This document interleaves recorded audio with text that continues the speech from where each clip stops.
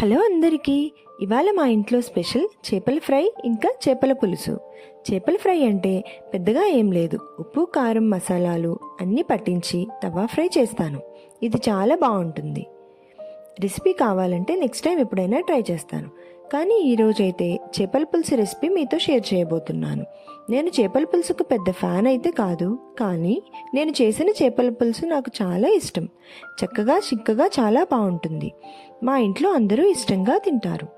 చేపలు ఫ్రెష్గా ఉంటేనే కూర టేస్ట్ అనేది బాగా కుదురుతుంది. ఇక్కడ వీటిని కడగడం అనేది మెయిన్ ప్రాసెస్ అన్నమాట. చికెన్ మటన్ కడిగినట్టు కడిగితే నీచు వాసన వస్తుంది. ఇందులో కొద్దిగా కల్లుప్పు, పసుపు, పుల్లటి పెరుగు వేసి ముక్కలకు బాగా పట్టించి 5 నిమిషాలు పక్కనే పెట్టాలి. తర్వాత వాటిని నీరు పోసి ఇంకొక 2 సార్లు కడిగి వడగట్టాలి. ఇప్పుడు 3 పెద్ద ఉల్లిపాయలు తీసుకుని పెద్ద ముక్కలుగా కోసి 3 పచ్చిమిర్చి కూడా తీసుకుని మిక్సీ పట్టాలి.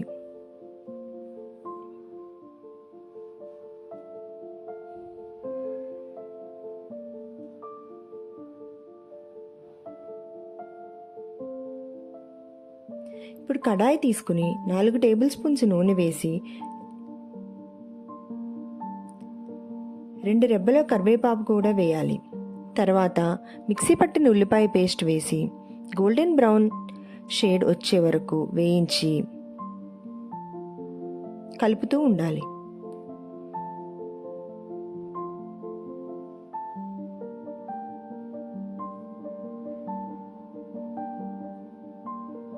ఇప్పుడు అల్లం వెల్లుల్లి పేస్ట్ 2 స్పూన్స్ యాడ్ చేయాలి.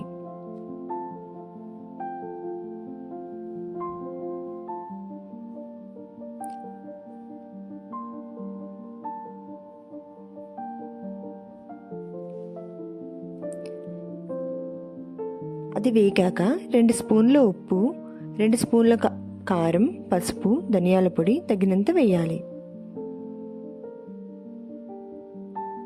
వాటిని బాగా కలిపి ఒక టమాటా ముక్క తీసుకుని చిన్న ముక్కలుగా కోసి కడాయిలో వేసి కలిపి మూత పెట్టి మగ్గించాలి.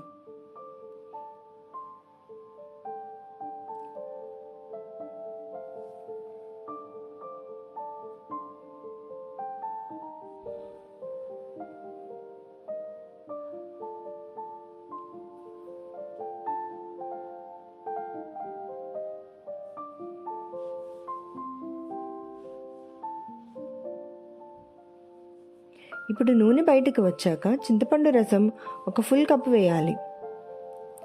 దానికి 2 గ్లాసుల నీరు కూడా వేసి బాగా మరగనివ్వాలి.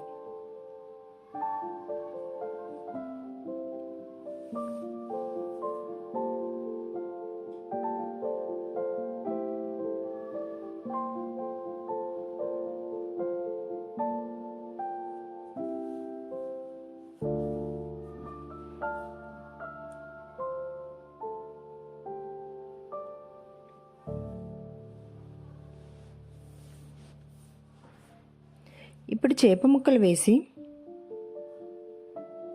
గరం మసాలా తగినంత, ఒక కట్ట కొత్తిమీర తరుగు కూడా వేసి 6 బెండకాయలు వేసి మూత పెట్టి మీడియం ఫ్లేమ్లో ఉడికించాలి.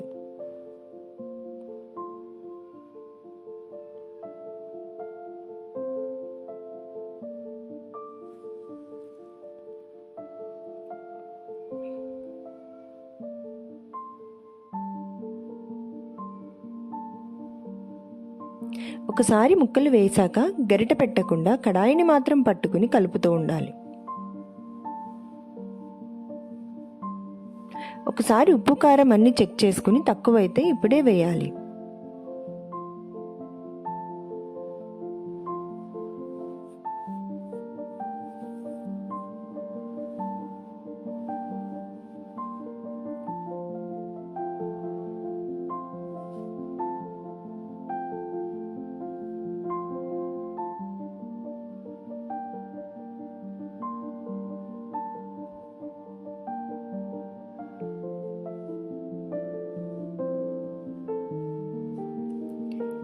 ఫైనల్గా ఇంకొంచెం కొత్తిమీర తరుగు వేసి కలిపి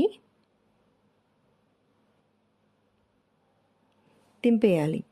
వేడివేడి చేపల పులుసు అన్నంలో కలిపి తింటే అదిరిపోతుందంతే. Thank you for watching. Please